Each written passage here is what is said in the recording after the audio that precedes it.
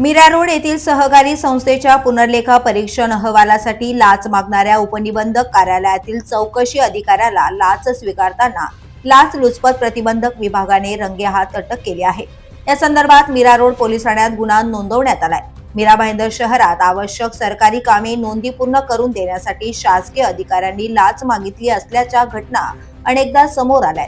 अशीच एक घटना मीरा रोड येथील उपनिबंधक कार्यालयातून समोर आली आहे। अविनाश बबन मोहिते वय 43 वर्ष असे आरोपीचे नाव आहे। ते सनदी लेखापाल तथा चौकशी अधिकारी म्हणून उपनिबंधक सहकारी संस्था कार्यालयात कार्यरत आहेत। तक्रारदार मीरा रोड पूर्व येथील रामदेव पार्क परिसरातील रहिवासी असून त्यांच्या सोसायटीचे सन 2021-22 या वर्षाचे पुनर्लेखा परीक्षण करून अहवाल देण्यासाठी आरोपीने सुरुवातीला 6 लाख रुपयांची मागणी केली होती। तडजोडीनंतर 3.5 लाख रुपयांवर व्यवहार ठरला होता।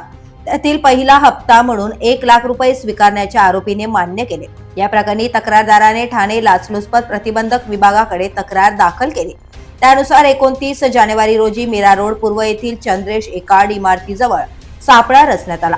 सापळा कारवाई दरम्यान आरोपी अविनाश मोहिते यांनी तक्रारदाराकडून 1 लाख रुपये लाचेची रक्कम स्वीकारतात दुपारी 1 वाजेच्या सुमारास पंचासमक्ष त्यांना रंगेहात अटक करण्यात आली।